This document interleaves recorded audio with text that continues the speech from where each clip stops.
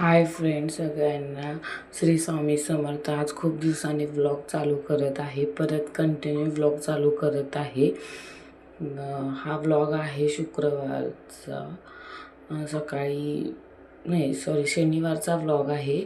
आणि मिसळ बनवलेली होती, काय नाही साधा आपलं साधीसुधी रेसिपी आहे.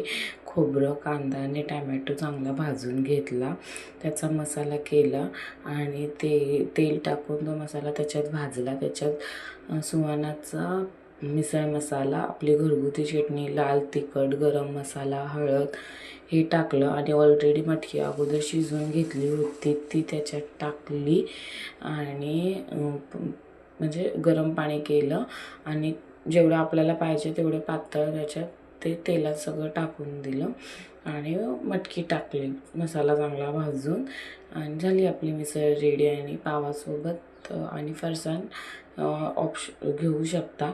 आणि स्वयंपाक मला तो व्हिडिओ काय काढायला जमलाच नाही, कारण जाऊबाई आलेल्या आहेत त्यामुळे.